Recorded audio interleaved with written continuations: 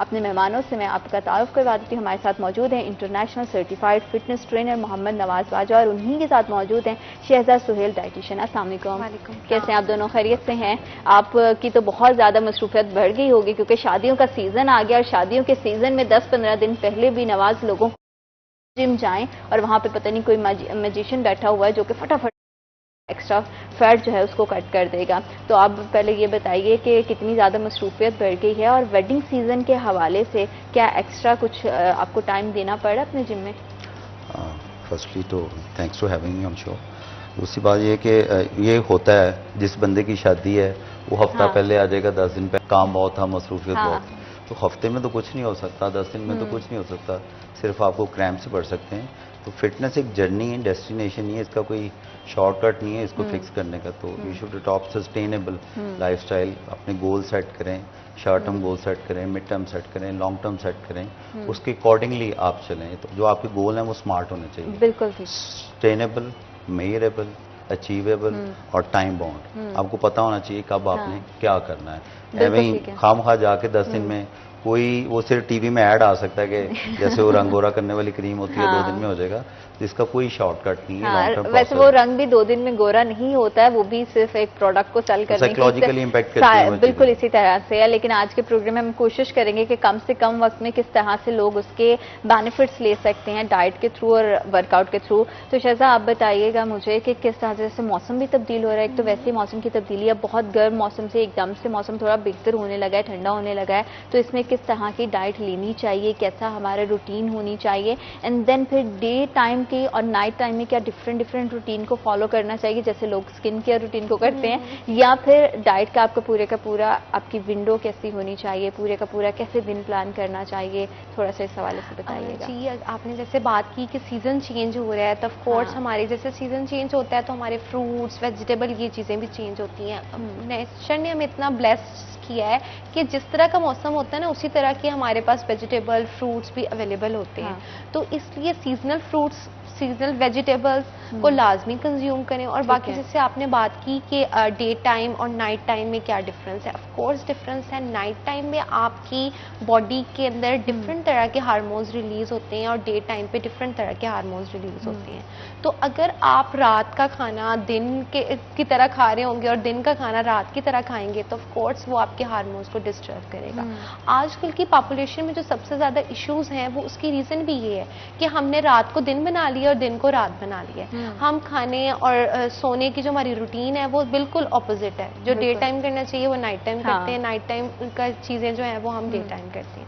ऐसे जैसे एक बहुत सारी चीज़ें में से अगर हम बात करें तो उसमें ये है कि जैसे मॉर्निंग का हमारा जो स्टार्ट है, क्योंकि मॉर्निंग में हमने सारा दिन काम करना होता है, तो आप उसमें कार्ब्स भी ले सकते हैं, प्रोटीन भी ले सकते हैं, फैट्स भी ले सकते हैं। पर अगर आप ये इसी चीज़ को आप डिनर टाइम पे आ जाएं तो डिनर टाइम पर अगर आप कार्ब्स लेते हैं तो आपकी इंसुलिन जो है ना वो स्पाइक कर जाती है, तो ऑटोमेटिकली आपका वेट स्टक होता है, बॉडी उसको बर्न आउट नहीं कर पाती। एक तो अमूमन हम उस टाइम वैसे ही लेजी मोड में होते हैं ना, हम उसको बर्न करते हैं, तो ऑटोमेटिकली हम बैठे रहते हैं और फिर मोटापे की तरफ आते हैं। बिल्कुल, तो इसीलिए नाइट और मॉर्निंग दोनों रूटीन में जो है ना वो बहुत फ़र्क है। इसलिए कुछ मील्स जो हैं आपको जस्ट मॉर्निंग टाइम ही लेने चाहिए, जैसे कि कार्ब्स कंटेनिंग जो है, और जो प्रोटीन कंटेनिंग है वो आप किसी भी डे के टाइम पे ले सकते हैं। बिल्कुल ठीक है। अच्छा नवाज, इसी तरह से 1-2 क्वेश्चन ऐसे हैं जो कि परमानेंट हमारे साथ फिक्स है, हम हमेशा पूछते हैं ताकि बहुत सारे लोग फिर भी कंफ्यूज उसमें रहते हैं कि मॉर्निंग टाइम में वर्कआउट करना चाहिए, इवनिंग टाइम में वर्कआउट करना चाहिए, वर्कआउट का सही टाइम क्या है, मौसम चेंज हो रहा है, मौसम के साथ साथ रूटीन भी चेंज होती है, तो आजकल के जिस तरह से मौसम है इसके लिए आप क्या करते हैं कि दिन का कौन सा हिस्सा सबसे ज़्यादा वर्कआउट के लिए फेवरेबल है? There is no specific time to workout, आपको जब टाइम मिले अपनी कन्वीनियंस के हिसाब से आपको करना चाहिए। ठीक है। रही मौसम की बात, चेंज हो रहा है, नो डाउट हो रहा है, तो उसके आप प्रिकॉशन मेजर्स ले सकते हैं। बल्कि आजकल के तो जितने एडवांस जिम हैं सब में कंट्रोल एनवायरनमेंट होता है, सर्दियाँ तो हीटर चल रहे हैं, गर्मियाँ तो एसी चल रहा है, एक बैलेंस टेम्परेचर 26-27 का रखा जाता है, तो उसमें वर्कआउट का इशू नहीं है। ये सब एक्सक्यूजेज हैं कि सुबह करना है, शाम करना है, दोपहर करना, मेरे पास टाइम नहीं है। आपको जब टाइम मिले आप अपनी एक्सरसाइज कर सकते हैं, उसके ऑलमोस्ट सेम रिजल्ट्स हैं। अब वो बहुत डेप्थ में जाते हैं, कौन सा टाइम है जब आपका ग्रोथ हार्मोन पीक पे है, कौन सा जब डिक्रीज में है तो वर्कआउट करें, एक्सक्यूज ना करें। ठीक है। और आजकल थोड़ा सा वर्कआउट भी बताएं कि आप किस तरह की ट्रेनिंग्स प्रोवाइड कर रहे हैं, किस तरह का वर्कआउट करना चाहिए, और ख़वातीन के लिए ख़ास तौर पर जैसे कि मौसम की तब्दीली के साथ साथ शादियां भी हैं, तो कम टाइम में कौन सी ऐसे वर्कआउट्स हैं जो बहुत ज़्यादा बेनिफिट्स आपको दे सकते हैं? बहुत सारे वर्कआउट हैं, स्ट्रेंथ ट्रेनिंग है, आप योगा कर सकते हैं, फ्लेक्सिबिलिटी कर सकते हैं, इसके अलावा कार्डियो कर सकते हैं, सो मैनी थिंग। डिपेंड करता है कि आपका गोल क्या है, आपका टाइम पीरियड कितना है, कितने टाइम में आपने क्या करना है। गोल आपका रियलिस्टिक होना चाहिए, ये नहीं कि 1 महीने में मैंने 20 किलो कम करना है। हाँ। ये रियलिस्टिक अच्छा, अगर रियलिस्टिक बेस बात करें तो 1 मंथ में आप क्या सजेस्ट करते हैं कि एक हेल्दी तरीके से कितना वेट रिडक्शन होता है? ये तो फिर डिपेंड भी करता है ना कि हर बॉडी पे कि वो कितना ज्यादा वेट रिडक्ट करती है। कुछ लोग मैंने ऐसे भी देखे जो कहते हैं कि पर डे हमारा 1 kg निकल रहा है, तो आई डोंट नो वो कौन से लोग हैं। मैं तो बहुत हैरान होती हूँ कि इतना अच्छा मेटाबॉलिज्म होता है कि आपकी कोई सिलेक्शन है। हाँ। जैसे फोर्सेस के लिए होता है तो उन्हें इंस्टेंट वेट ड्रॉप करना है तो क्रैश डाइट पे चले जाते हैं, वो 1 दिन में 1 किलो कर लिया, 2 दिन में 2 किलो कर लिया, बट वो हेल्दी अप्रोच नहीं है, उसे लॉन्ग टर्म नहीं आप लेके चल सकते। जो हेल्दी अप्रोच है वो आपकी पर वीक आधा किलो से 1 किलो जो है वो नॉर्मल है, मतलब मंथली आप समझ लें 4 से 5 किलो ऑलमोस्ट। ये एक हेल्दी तरीका है जो बाउंस बैक भी नहीं करेगा और आप इंटरनली वीक भी नहीं होंगे। टिल दैट कि आप उसमें एक्सेसिव कैलोरीज ना ऐड कर दें तो फिर तो वो बाउंस बैक करेगा। इसमें आपको वीकनेस नहीं होगी। अगर आप एकदम से करते हैं 8-10 किलो कर लेते हैं तो इंटरनली आप वीक हो जाएंगे। फिर क्या होगा, फटीक हो जाएंगे, काम भी नहीं होगा, हवादार रहेंगे, इरिटेट रहेंगे, डिजीनेस आप में आ जाएगी, और फिर क्या होगा, डिप्रेस होकर आप अल्टीमेटली पहले से भी ज्यादा खाना शुरू कर देंगे और वेट बाउंस बैक है। एक जर्नी है, मैंने जैसे आपसे अर्ज की, इसका कोई शॉर्टकट नहीं है कि ऐसे कर लिया तो ऐसे हो जाए ना, तो इसका कोई शॉर्टकट नहीं है। तो वर्कआउट आपके गोल के अकॉर्डिंग में होना चाहिए। एक रिसर्च है कि 30 साल के बाद आपकी जो बॉडी है, चाहे मेल है चाहे फीमेल है, पर ईयर 1% मसल लॉस करना शुरू कर देती है। चाहे आप मेल है चाहे फीमेल है, 30 साल के बाद ही होना है। तो उसको बचाने का लंबे अरसे तक बहुत तरीका रेजिस्टेंस ट्रेनिंग है, वेट ट्रेनिंग है। अच्छा, एज कैटेगरी के हवाले से भी आप सजेस्ट लोगों को करेंगे कि उनको कितना टाइम एक्सरसाइज में देना चाहिए, कितना जिम में टाइम देना चाहिए, घर पे भी अगर वर्कआउट कर रहे हैं तो कितना टाइम होना चाहिए ताकि वो हेल्दी भी रहें, उनको वीकनेस ना हो? क्योंकि हमारे यहाँ पहले तो एकदम से जोशम 2 घंटे लगा लिए जाते हैं, फिर पूरा दिन हम लोग बहुत ज्यादा वीकनेस का और लेजी हो जाते, कुछ और करते नहीं है। तो एज कैटेगरी के हवाले से अगर आप बता देंगे। ये होता है ना कि आपने 30 साल लगा के वेट गेन किया 90 किलो, और आप जाते हैं कहते हैं मैंने 30 मिनट में आज सारे का सारा जो है वो रिवर्स कर देना है। एक तो आपकी बॉडी यूज टू नहीं है, तो सडन आपको क्रैम्प्स पड़ने, बॉडी शॉक में चली जाती है, तो वो रेजिस्ट करेगी, क्रैम्प्स बढ़ जाएंगे, उस टाइम तो आप कर लेंगे, अगले दिन उठा भी नहीं जाना।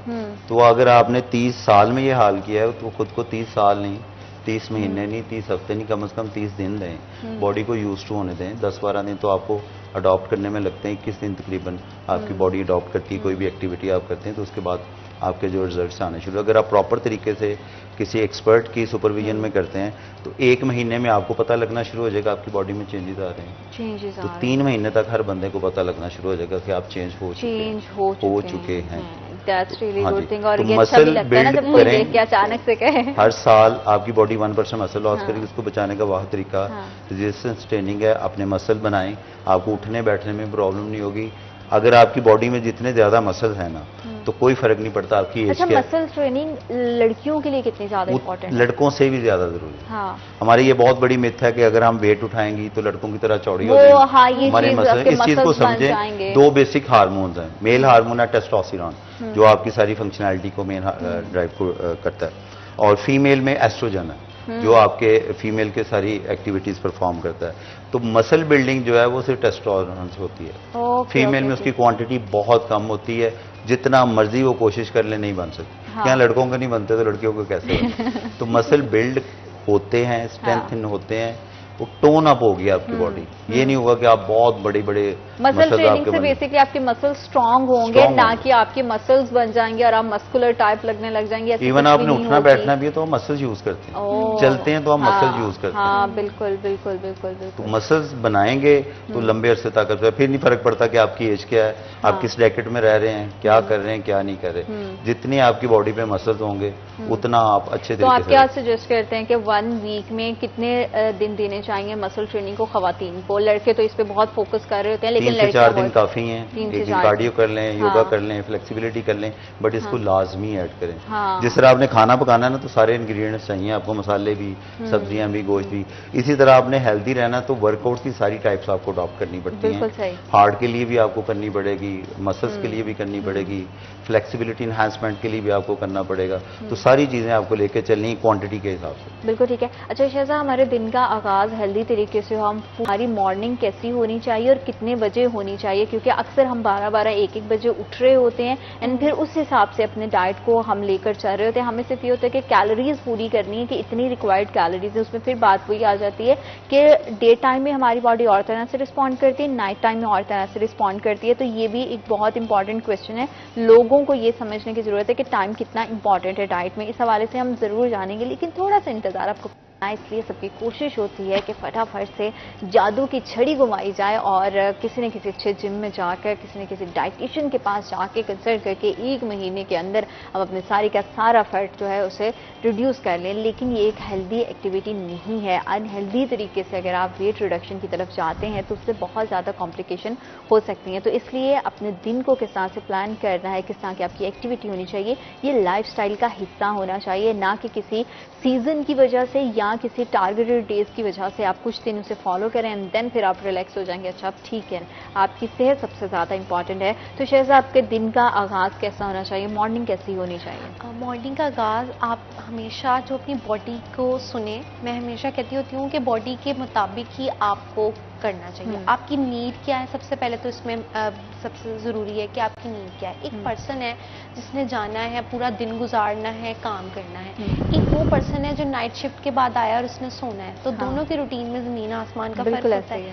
तो एक चीज़ ये, इवनिंग टाइम पर आप अपने ब्रेकफास्ट लेते हैं तो ब्रेकफास्ट में आप प्रोटीन लाजमी ऐड ऑन करें। अगर आप अपने डे का स्टार्ट जो है वो प्रोटीन या फिर आप किसी फैट से करते हैं, हेल्दी फैट से, नॉट अनहेल्थी, ऑलिव ऑयल क्या ऑप्शन हो सकते हैं हमारे पास? ऑलिव ऑयल यूज कर सकते हैं, एग, होल एग भी यूज कर सकते हैं, एग वाइट भी यूज कर सकते हैं। तो अगर आप उससे स्टार्ट करते हैं ना तो आपकी इंसुलिन उसी वक्त स्पाइक नहीं करती, जिसकी वजह से आपको फैट बर्निंग में हेल्प आउट होता है। क्योंकि जब बॉडी के अंदर इंसुलिन रिलीज होती है तो उस कंडीशन में आपकी बॉडी फैट बर्न नहीं करती। बहुत सारे लोग ये कहते हैं, कंप्लेन भी करते हैं कि हम तो ये कर रहे हैं, वो कर रहे हैं, लेकिन हमारी बॉडी फैट बर्न नहीं कर पा रही। उसके साथ मेन रीजन ये है कि हम स्टार्ट जो है वो लेते हैं कार्ब से, और बहुत हैवी कार्ब से। ब्रेड ले लेते हैं, लेकिन हमें लगता नहीं है, क्योंकि हमें अब महसूस हो रहा होता है कि बस मैंने तो इतनी सी ब्रेड ही खाई है। तो वो स्टार्ट हमारा इस तरह की चीज़ों से हो रहा होता है जो कि बहुत कार्ब्स कंटेनिंग थिंग्स होती हैं। तो अगर आपने स्टार्ट करना है, अगर आपने कार्ब्स भी लेने हैं क्योंकि आपको पूरे डे में एनर्जी चाहिए, तो उस तरह के कार्ब्स लें जिसमें फाइबर के कंटेंट ज़्यादा हो। जैसे ओट्स ले सकते हैं, आप बार्ले ले सकते हैं जिसमें फाइबर कंटेंट ज़्यादा है, जिनका ग्लाइसेमिक इंडेक्स कम है, तो उसकी वजह से वो आहिस्ता आहिस्ता आपको पूरा दिन एनर्जी देती है। अच्छा, आजकल लोग ये भी कहते हैं कि अगर आप ब्रेड्स वगैरह भी कर रहे हो तो व्हाइट ब्रेड को अवॉइड करो, ब्राउन ब्रेड का इस्तेमाल करो, तो उसमें भी वो एक सेफ ऑप्शन रहता है या उससे भी अवॉइड करना चाहिए मॉर्निंग में? पहली बात तो यहाँ पे ब्राउन ब्रेड जो है, और अगर हम कहें जिस ओरिजिनल ब्राउन ब्रेड, वो अवेलेबल ही नहीं है यहाँ पे। जो हमारी बेकरीज में होते हैं वो कलर ऐड कर कर या कैरमलाइज कर कर दे देते हैं, जो कि वो उतने ही कैलोरीज आपको उसने देनी थी, उतनी कैलोरीज। सही, बिल्कुल। तो एक तो ये चीज। दूसरा, अगर आपको हाई फाइबर ब्रेड भी मिल जाती है तो अगर आप एक जो है ब्रेड का स्लाइस लेते हैं, उससे बेहतर है कि आपने ये भी तो देखे ना कि उसके अंदर एग्स भी डले हैं, उसके अंदर आपने वो भी ऑयल भी डाला है। अगर जितना मर्जी आपने अवॉइड कर लिया है, वीट ऐड ऑन कर कर बेक कर लिया है, लेकिन फिर भी उसके अंदर इतना ज़्यादा फैट भी डला है, तो उसको अवॉइड करते हुए अगर हम सिंपल चपाती ले लें तो वो ज़्यादा बेनिफिशियल है एज कम्पेयर टू ब्रेड। बिल्कुल ठीक है, बिल्कुल ठीक है। चपाती की तरफ आ सकते हैं। दूसरा, हमारे ये पार्ट ऑफ कल्चर है। और एक और चीज़ भी है कि अगर चपाती की बात करें तो मैं हमेशा बार बार इन्फोर्स करती हूँ कि मल्टीग्रेन की तरफ आएँ। मल्टीग्रेन चपाती का इस्तेमाल करें, बार्ले चपाती का इस्तेमाल करें, मिलेट की चपाती का इस्तेमाल करें। इस तरह जो हम वीट पे ही चल रहे हैं, सदियों से चल रहे हैं, उसकी वजह से हमारी बॉडी इंसुलिन रेजिस्टेंट होती जा रही है। और इसी वजह से डायबिटीज़ और PCOS की शरह भी बढ़ रही है। बिल्कुल ठीक है। और इस तरह लिहाज से पीसीओएस के हवाले से भी जैसे आपने बात की, इसमें तो बहुत ज़्यादा ज़रूरी है कि आप अपने डाइट का ख्याल रखें, और गंदम को क्योंकि डाइजेस्ट करना भी थोड़ा सा मुश्किल होता है एज़ कम्पेयर कि अगर आप जौ की रोटी खा रहे हैं या कुछ भी है, इसमें डाइवर्सिटी भी लेकर आई जा सकती है। कभी मल्टीग्रेन की रोटी खा लें, कभी दीगर जो आपके पास आटे की ऑप्शन मौजूद हैं, तो ये इस तरह से लोग कर सकते हैं। क्योंकि अक्सर लोगों को ये होता है कि हमारी भूख सिर्फ गंदम की रोटी से ही जाती है, तो उसमें क्या फिर ऑप्शन हो सकता है?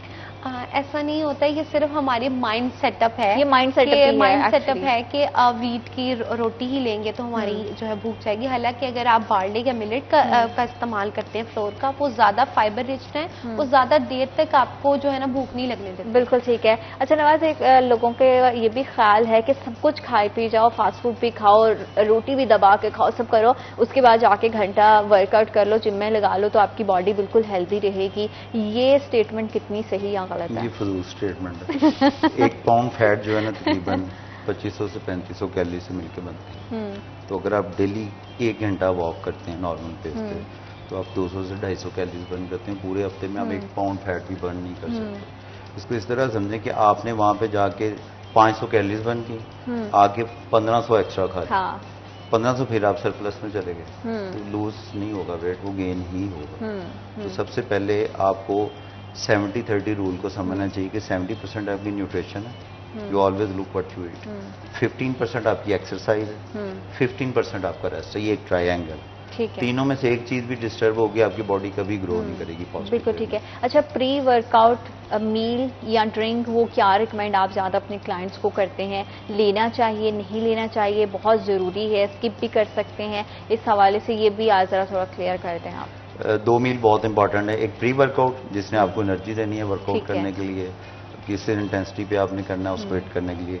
फिर पोस्ट वर्कआउट मील कि जो आपने डैमेज जिम में किया है, मसल तोड़े हैं, अपना फाशिया ब्रेक डाउन किया है, उसको रिप्लेनिश और रिकवर करने के लिए आपको एक कंप्लीट मील चाहिए जिसमें प्रोटीन भी हो, कार्ब्स भी हो, फैट भी हो। लोग ना इस चीज़ को बड़ा मिसअंडरस्टैंड करते हैं कि नहीं लेनी चाहिए ये चीज़ें। इसके मैक्रोज को अंडरस्टैंड करना चाहिए। कार्बोहाइड्रेट जो है वो बेसिक आपका एनर्जी सोर्स है बॉडी का। प्रोटीन जो है वो मसल बिल्डिंग के लिए, रिकवरी के लिए आपके इस्तेमाल होता है, बिल्डिंग ब्लॉक्स बनाता है आगे अमीनो एसिड्स के। और जो गुड फैट्स हैं वो आपके हार्मोन लेवल को मेंटेन रखने के लिए बहुत इंपॉर्टेंट है। तो ये तीनों चीज़ें आपकी डाइट में होनी चाहिए, वेजिटेबल, फ्रूट्स भी, मिनरल विटामिन भी होने चाहिए। तो पूरा एक कंप्लीट पैकेज होना चाहिए। प्री वर्कआउट में आपको कोशिश करनी चाहिए कि आप इंस्टेंट एनर्जी देने वाले कार्बोहाइड्रेट, जैसे कि आप शकरकंदी ले सकते हैं, आलू ले सकते हैं, फ्रूट ले सकते हैं कोई। और अगर आपने नाइट्रोजन पर को थोड़ा सा स्पाइक देना है, ब्लड को घुमाना तेज, ज़रा सर्कुलेशन उसकी अच्छी करनी है, तो वॉलनट के साथ आप बीटरूट का जूस ले सकते हैं, वो बहुत अच्छी चीज़ है आपके लिए। फिर अगर आपको इंस्टेंट एनर्जी चाहिए तो आप कॉफ़ी ले सकते हैं, ब्लैक कॉफ़ी, क्रीम कॉफ़ी नहीं, ब्लैक कॉफ़ी। उसमें कैफीन होती है स्पोर्ट्स वर्ड में। अच्छा, लोग शॉट्स की सूरत में भी लेते हैं कि बस जस्ट आपने थोड़ा सा लिया, उसका पूरा मग पीने की तो जरूरत नहीं है ना? मग इस तरह के आप जितना मर्जी पानी उसमें ऐड कर लें। ठीक है, वो ब्लोटेड होते जाएंगे। मकसद तो ये है कि वो जो कॉफी की इंटेक है वो आपकी 5 ग्राम ले लें, 2.5 ग्राम ले लें, क्योंकि इसमें होती है कैफीन। जो आप जितने प्री वर्कआउट्स एक्सपेंसिव खरीदते हैं उनमें भी कैफीन ही होती है, उनमें दूसरी चीजें भी होती है, नाइट्रोजन ऑक्साइड है, बीटालीन, सिट्रोजिन वगैरह। बट कैफीन का क्या काम है, वो आपका CNS एक्टिवेट कर देती है, सेंट्रल नर्वस सिस्टम आप एक्टिवेट होते हैं। जैसे आप कोई एनर्जी ड्रिंक पी के नहीं एकदम एनर्जी आ जाती है, आपको लगता है एनर्जी है ये, बट वो सिर्फ कैफीन होती है, आपके माइंड को वो वेक कर देती है, तो आपका मूड अच्छा हो जाता है, वर्कआउट आपका अच्छा हो जाता है। तो उसमें आप शहद भी ऐड करके ले सकते हैं अगर आपको कोई ऐसा इशू नहीं है। तो पोस्ट वर्कआउट में आपको प्रोटीन लेनी चाहिए जो जल्दी से रिकवर हो सके, जिसमें सप्लीमेंट्स भी यूज होते हैं क्योंकि उनकी बायोज अच्छी हैं, तो वो जल्दी डाइजेस्ट होती हैं 15 से 20 मिनट में। तो नॉर्मली आप राइस ले सकते हैं, उसमें बनाना के साथ कोई प्रोटीन का पोर्शन ले सकते हैं, एग वाइट्स ले सकते हैं, चिकन ले सकते हैं। और ये मर्द खवातीन दोनों के लिए ऑप्शन, दोनों के लिए, बॉडी दोनों की एक है, दोनों को प्रोटीन चाहिए, दोनों को कार्ब चाहिए, दोनों को फैट चाहिए। कैलोरीज इनटेक की रिक्वायरमेंट जो है वो डिफरेंट होगी। ये मैथ्स मैंने बहुत सुनी है, शायद आप लोगों तक भी आता हो कि खवातीन की बॉडी को कम कैलोरीज की, कम चीजों की रिक्वायरमेंट है, मर्द हजरात को ज्यादा अच्छे से उनका डाइजेशन सिस्टम, उनका मेटाबॉलिज्म सिस्टम अच्छा होता है, तो उनको अगर वो खा भी लें तो फर्क नहीं पड़ता, हमें तो हवा भी लग जाती है। इस तरह की बहुत सारी स्टेटमेंट्स होती हैं। कैलोरीज इनटेक हर पर्सन की अलग है, डिफरेंट, मर्द भी हैं तो सबकी अलग है। मेरी हाइट हो रहा है, एज हो रहा है, मेरा वर्कआउट प्लान हो रहा है, मेरा लिविंग स्टाइल हो रहा है, हाइपर एक्टिव हूँ, कोई बंदा मॉडरेट एक्टिव है, कोई कुछ नहीं करता, तो उसकी हाइट कम है, वेट कम है, गोल डिफरेंट है, तो उसकी कैलोरी इंटेक डिफरेंट अच्छा, होगी। वो लोग जो कि अफोर्ड करते हैं वो तो आपके पास जिम में आ जाते हैं, ट्रेनर्स के पास उनका एक टारगेटेड गोल उसको अचीव कर लेते हैं, लेकिन ऐसे लोग या ऐसी खवातीन मोस्टली जो कि अपनी रूटीन के चलते हुए घर से बाहर नहीं निकल पाती है, जिम्स तक नहीं जा पाती हैं,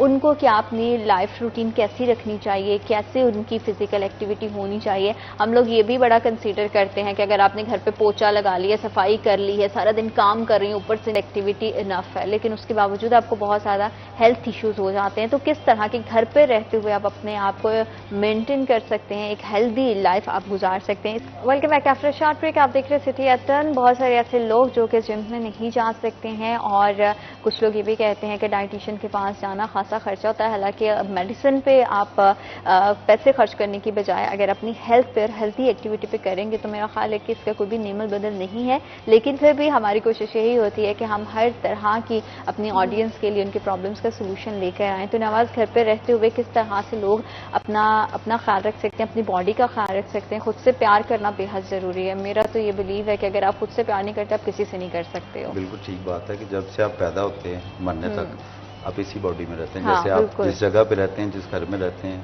उसको बेहतर करने की कोशिश करते हैं, वियर टियर करते हैं, तो इसी बॉडी में आप रहते हैं। मर के भी इसी नहीं जाना है, हाँ। जज़ा सज़ा भी इसी को ही है, तो इसका ख्याल रखें। अगर आप अपने लिए सारे दिन में आधा पौना घंटा नहीं ना निकाल सकते तो आपको हेल्दी रहने का हक नहीं है। और ज़रूरी नहीं कि आपने जिम ही जाना है, अगर जाते हैं तो बहुत अच्छी बात है। अगर आप नहीं जा सकते तो आप घर में रह के भी अपना वर्कआउट कर सकते हैं, बॉडी वेट एक्सरसाइज कर सकते हैं। हर घर में सीढ़ियाँ मौजूद है, वो चढ़ उतर सकते हैं, साइकिलिंग कर सकते हैं, वॉक कर सकते हैं, योगा कर सकते हैं। ऑनलाइन बहुत सारी एक्सरसाइजेज पड़ी हैं, वो देख के आप कर सकते हैं। अच्छा, सबका मेजर इशू जो होता है ना वो बेली फैट होता है। कोर को कम करना, स्ट्रॉन्ग करना बहुत ज़्यादा इंपॉर्टेंट होता है, तो लोगों का यही फोकस होता है। इसी वजह से वो जितनी भी यूट्यूब पर डिफरेंट तरह की एक्सरसाइजेज होती हैं उसमें ये भी नहीं बताया जाता, क्योंकि एक्सरसाइज अब बिगनर, एवरेज और एडवांस डिफरेंट तरह की होती हैं, तो उसमें बहुत ज़्यादा लोगों को हेल्थ इश्यूज भी बाद में फेस करने पड़ते हैं। तो एज बिगिनर आप क्या समझते हैं कि कैसे आपकी फिजिकल एक्टिविटी होनी चाहिए ताकि आपको किसी तरह से मेडिकली कोई भी प्रॉब्लम ना हो?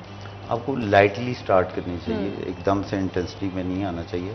एक हार्मोन होता है कॉर्टिसोल, जो आपका स्ट्रेस हार्मोन है। वो अगर आपका एनवायरनमेंट ऐसा है, मेडिकली कोई प्रॉब्लम है आपको, तो फिजिकल कोई इशू है या आपके जो सराउंडिंग है उसमें कोई ऐसा स्ट्रेस एनवायरनमेंट है, तो आपकी बॉडी कॉर्टिसोल रिलीज करती है।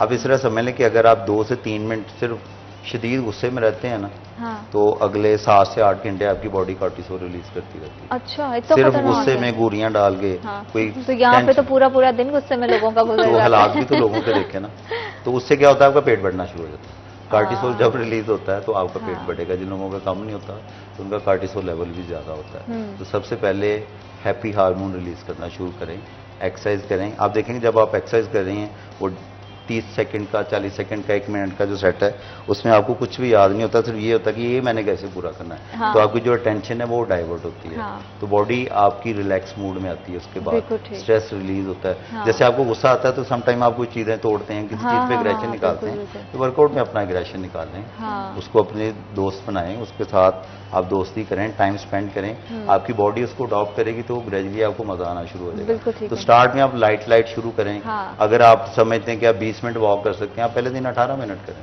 हाँ। डेली का जो है वो 1 मिनट, आधा मिनट। खुद को थकाना नहीं है ताकि नेक्स्ट ये ना हो कि बिल्कुल आप एनर्जी लो हो जाए और फिर अगर आप 20 मिनट कर सकती हैं ना, 18 मिनट करें, अगले दिन 18 मिनट 10 सेकंड कर लें। हाँ। इसी तरह बढ़ाते जाएं। एंड ऑफ द मंथ आपके 4-5 मिनट बढ़ चुके होंगे और आपकी बॉडी जो है उसको अडॉप्ट करती जाएगी, आप थकेंगे भी। बिल्कुल ठीक है। तो इस तरह आप ग्रेजुअली अपना टाइम को इंक्रीज कर सकते हैं और अपने खाने में भी शहज़ा ऐसी कौन सी चीजें हैं जिसको अपने लाइफ से कट डाउन अगर हम करते हैं, कोशिश करनी चाहिए ना, कट डाउन अगर करते हैं तो हम एक बेहतर ईटिंग हैबिट्स की तरफ जा सकते हैं। अगर हम महंगे लोगों को ख्याल ये भी है ना कि डाइटिशियन के पास जाना भी आपकी जेब पे बड़ा भारी पड़ता है, तो पता नहीं बहुत महंगा है ये सब चीजें। हालांकि हम देखें तो जितना हम मंथली मेडिसिन खा रहे होते हैं उसी के इक्वल या उससे भी कम आ जाता है, लेकिन फिर भी अगर आप डाइटिशियन के पास नहीं जा सकते हैं, आप घर पे अपनी ईटिंग हैबिट्स को कैसे बेहतर बना सकते हैं? कौन सी चीजों से अवॉइड करना चाहिए? सबसे पहले तो अगर आप अपनी लाइफ में से 3 वाइट्स को अवॉइड कर लेंगे, इसको लिमिट कर लें, तो आपकी लाइफ सेट हो जाएगी। इसमें सबसे पहले आ जाता है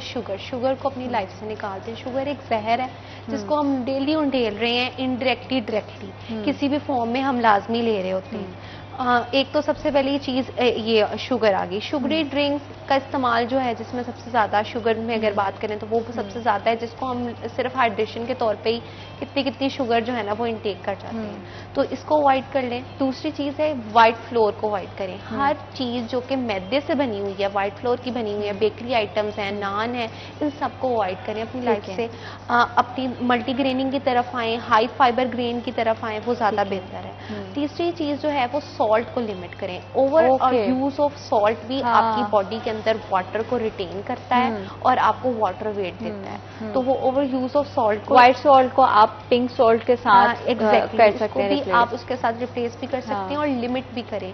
एक हमारे बहुत ट्रेंड है पाकिस्तान में भी कि अगर खाने में नमक कम हो तो हम ऊपर से नमक पे नमक डाल रहे होते हैं, और बहुत सारे घरों में बहुत तेज नमक का इस्तेमाल भी किया जाता है। तो ये चीजें जो है ना वो हमें ना सिर्फ एक दिन के लिए सिर्फ वाटर रिटेंशन देंगे, बल्कि लाइफ लॉन्ग हमको हाइपरटेंशन की तरफ भी लेकर जाती है। बिल्कुल। तो इन सारी चीजों को जो है वो लिमिट करें। बाकी आपने बात की कि एक्सपेंसिव हम समझते हैं, एक्चुअली हम मेडिसिन पे इन्वेस्ट करना ना इतना बुरा नहीं समझते जितना तो हम डाइटिशियन के ऊपर इन्वेस्ट करना। हालांकि ये एक ऐसी चीज है जो कि आपने टाइम टू टाइम खाना तो आपने खाना। मेडिसिन आप एक दिन छोड़ देंगे, 2 दिन खा लेंगे, चले आपने 1 मंथ भी खा लिया, 2 मंथ, 3 मंथ, 1 ईयर तक खा लिया। खाना तो आपने डेली खाना है। तो जो चीज़ आप डेली खा रहे हैं अगर आप उसी को बैलेंस कर लें तो आप उस चीज़ से जान छुड़ा सकते हैं। इस चीज़ की तरफ जो है ना वो नहीं आता। अच्छा, एक तो ये हो गया जो कि हम शुगर डेली बेसिस पे लेके, एक होता है नेचुरल शुगर, जैसे कि मुझे पर्सनली जूसेस बहुत पसंद है, चाहे वो वेजिटेबल्स के हों चाहे वो फ्रूट्स के हों, तो मुझे प्रेफर होता है कि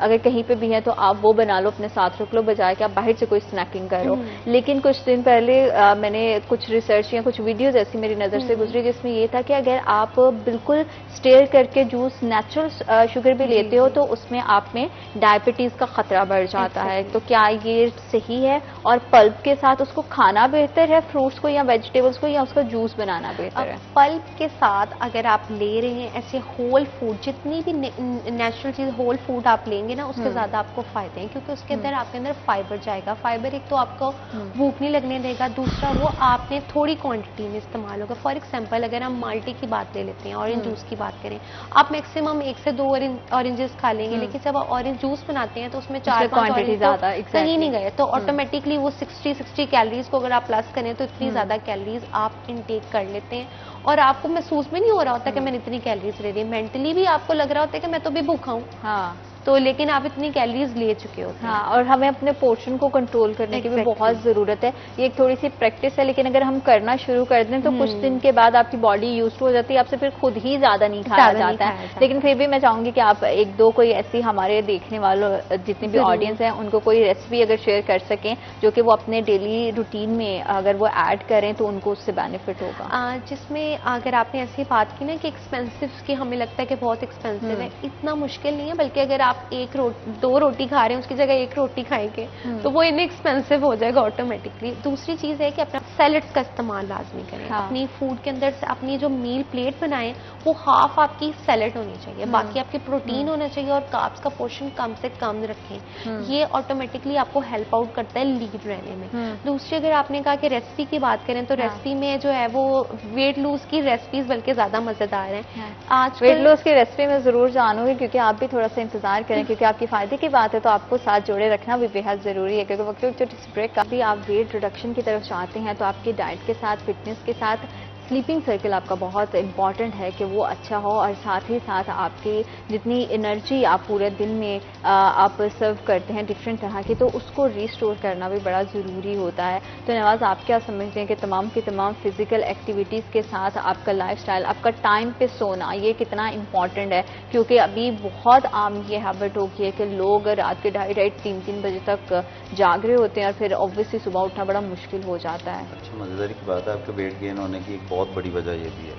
हाँ, अल्लाह पाक ने जो इंसान को सिग्नल आता है वो शट डाउन होना शुरू होना जाता है। तो जब हम 9-10 बजे के बाद जागते हैं तो आपका कॉर्टिसोल जो है वो रिलीज होना शुरू होता है और आप ज़बरदस्ती जागते रहते हैं, लाइट्स ऑन करके, गैजेट्स यूज़ कर रहे हैं, फ़ोन देख रहे हैं, टीवी देख रहे हैं, घूम फिर रहे हैं, तो आपका माइंड उस टाइम रेस्ट करना चाह रहा होता है, तो आप उससे काम ले रहे होते हैं। किसी थके हुए आदमी से अगर आप काम करवाते हैं तो क्या होता है, वो मजीद थकता है, तो आपका कॉर्टिसोल रिलीज होना शुरू होता है। दूसरा हमारे ये बहुत बड़ा एक डायलेमा है कि रात का खाना हमारा सबसे लाइट होना चाहिए, और हमारी सबसे जो हैवी दावतें जो है ना वो लेट नाइट चलता है, 11, 12, 1 बजे हमारा डिनर चल रहे होते हैं, और उसमें फास्ट फूड आ रहा है, जंक फूड आ रहा है। अगर आप कोई मूवी देख रहे हैं तो पिज़्ज़े चल रहे हैं, आइसक्रीम चल रही है, ड्राई फ्रूट रख लिया है, तो जब तक मूवी नहीं खत्म होनी वो नहीं खत्म, ड्राई फ्रूट पूरे का पूरा खत्म, फ्राइज चल रहे हैं, तो वो आपके लिए बहुत ज़्यादा डेंजरस चीज़ है। अच्छा, हेल्दी फैट्स का भी ज़रूरत से ज़्यादा इस्तेमाल कितना नुकसानदेह? जैसे आपने ड्राई फ्रूट की भी बात की, हम समझते हैं कि ये बहुत हेल्दी स्नैकिंग है, लेकिन इसका ज़रूरत से ज़्यादा पोर्शन आपकी बॉडी को किस तरह से नुकसान पहुंचाता है? एक्सेसिव एवरीथिंग इज बैड, चाहे वो आप प्रोटीन एक्सेसिवली ले लें, कार्ब एक्सेसिवली ले लें,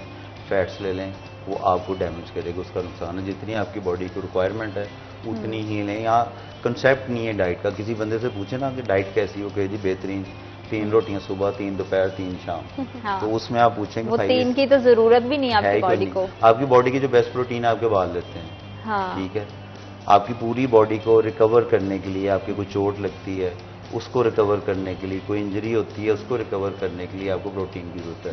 हमारी जो फीमेल्स हैं उनमें प्रोटीन का इंटेक बहुत कम है। आप देखिएगा वो अर्ली 40s में उनके जोड़ जवाब देने शुरू हो जाते हैं, घुटनों में दर्द बहुत कॉमन चीज़ है, जोड़ों में दर्द शुरू हो गया, आपके मसल लटकना शुरू हो जाते हैं। तो मसल जो है वो बनता ही प्रोटीन से। तो अगर आप देखें सारे दिन में वो छोटे बच्चों से कम डाइट होती है उनकी, वो स्नैक्स खा रही होती हैं, चिप्स खा रही हैं, कोल्ड ड्रिंक्स पी रही हैं, जो बहुत ज़्यादा उनके लिए डेंजरस चीज़ है। तो अल्लाह मियां ने रात जो है वो सोने के लिए बनाई है, जागने के लिए नहीं बनाई। अच्छा, जब आप मसल लॉस करते हो तो आपकी बॉडी ऑटोमेटिक, जैसे अभी आपने कहा कि आपकी बॉडी लटकने लगती है, वो फैट नहीं होता है, वो बॉडी आपकी लटक रही होती है, दोनों चीजों में फर्क है। इलास्टिसिटी कम हो जाती है ना, मसल की टोन नहीं रहता। तो ये भी एक कह लें वर्कआउट जो भी है, ये भी एक स्पोर्ट्स की तरह ले लें कि आप क्रिकेट खेलते हैं तो आपकी टाइमिंग भी सेट है, सारा कुछ है, आप प्रैक्टिस कर रहे हैं। अगर आप छोड़ देते हैं तो दोबारा आप वापस जाते हैं वैसे खेलने, तो आपकी रिफ्लेक्सेस वैसे नहीं होंगे, आपको टाइम लगेगा। तो मसल को भी आप टोन करते हैं, डेली बेसिस पे करते हैं, रूटीन बनाते हैं, तो वो यूज टू होता है। जब छोड़ते हैं तो वो आहिस्ता आहिस्ता फिर लटकना शुरू होता है। रीजन क्या होती है, आपकी डाइट वही रहती है पर उसकी जो कंजम्पशन है वो आगे कम हो जाती है। तो एक्स्ट्रा जो कैलोरीज है वो in the form of the fat आपकी बॉडी में जो है वो स्टोर होनी शुरू हो जाए। जैसे आपने अभी बात की थी कि हमें हवा भी लगती है, 3 तरह की बॉडी टाइप्स होती हैं। एक वो लोग हैं जो मर्जी खा लें उन्होंने मोटे नहीं होना, उनका मेटाबॉलिज्म रेट जो है वो इतना तेज है, वो मोटे नहीं होते। दूसरे वो हैं कि वो थोड़ा सा भी खा लें उन्होंने फैलना शुरू हो जाता है। तीसरे वो लोग हैं जो जितना अच्छा खाएंगे उतना अच्छा नजर आएंगे, अगर बुरा खाएंगे तो वो डी शेप होना नजर आएगा। बिल्कुल ठीक है। तो सबसे पहले you have to identify your body type, कि आपकी बॉडी टाइप कोई एक पीयर टाइप होती है, ऊपर से वो पतले हैं, उनका जो लोअर पोर्शन है वो हैवी होता है। फिर ऑरेंज शेप के हैं, वो ऊपर से भी पतले हैं और नीचे से भी पतले हैं, दरमियान का उनका जो पोर्शन है कोर एरिया वो हैवी है। फिर एप्पल शेप आते हैं, वो ऊपर से बड़े मोटे होंगे, टांगे बड़ी स्किनी होंगी। तो हर बंदे का जो ट्रीटमेंट है, जैसे आप डॉक्टर के पास जाते हैं ना, तो किसी के अगर सर में दर्द है तो साल्ट एक ही है जो सबको देना है पेन के लिए, किसी को इंजेक्शन देगा, किसी को टैबलेट देगा, किसी को सिरप देगा, किसी को ड्रिप लगा देगा। तो पर्सन टू पर्सन वेरी करता है कि कौन सी चीज उसको इफेक्ट करेगी। अच्छा, जैसे खाने में अगर हम कांस्टेंट एक ही चीज खाते रहते हैं, हमारी बॉडी उस चीज पे यूज टू हो जाती है और उसके बाद वो रिस्पॉन्ड करना बंद कर देती है, जिससे बहुत सारे लोगों को फिर वेट स्टक होने का भी प्रॉब्लम होता है। इसी तरह जब हम वर्कआउट भी बहुत लंबे अरसे तक रखते हैं, आपने कई बार ये भी बताया कि उसको चेंज करते रहना चाहिए, लेकिन कुछ लोग साल से वॉक करते हैं, तो वॉक की वजह से नहीं हमारी बॉडी यूज टू हो जाती कि मॉर्निंग टाइम में इतना आधा घंटा या घंटा हमने स्पेसिफिकली रखा हुआ है, हमने वॉक ही करनी है, तो उसको भी थोड़ा सा चेंज करना चाहिए। किस तरह से वो थोड़ा सा चेंज कर सकते हैं, या वॉक ऑटोमेटिकली हमारी पूरी बॉडी के लिए अच्छी है? पहले आपने बात की कि खाना एक ही खाना खाते हैं तो आपकी बॉडी स्ट्रक, वो खाने से स्ट्रक नहीं होती। खाना तो हम बचपन से लेके मरते दम तक जो चीजें हमारी सराउंडिंग में अवेलेबल है, प्रोटीन के सोर्सेज वही हैं, कार्ब्स के वही करते हैं। डिपेंड करता है कैलोरीज इनटेक कितनी है। आपने अगर डेफिसिट किया फर्ज करें 500 का, तो उसने 5 किलो आपका वेट लॉस कर दिया, 100 से 95 किलो पे आ गया। अब वो उसने जितना रिजल्ट देना था वो दे चुका है। ठीक है। आपने कैलोरी डाइट प्लान अपना बनाया था 100 kg के हिसाब से, ठीक है।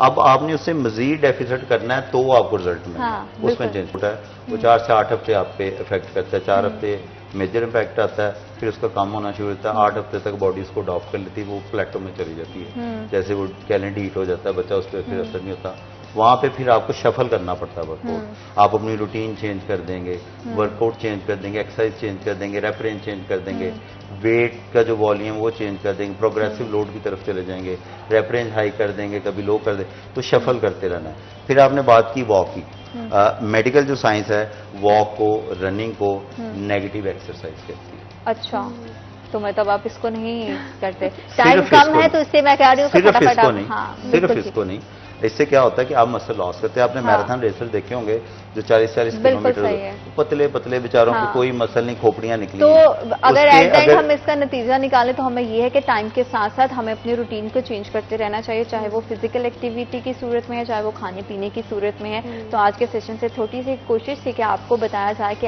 आपकी बॉडी और आपकी हेल्थ कितनी ज़्यादा इंपॉर्टेंट है। अल्लाह ताला आप सबके लिए बहुत सारी आसानियाँ पैदा करें। And thank you so much कि आप दोनों प्रोग्राम का हिस्सा बने। अपना बहुत ज़्यादा ख्याल रखिएगा। अल्लाह के बाद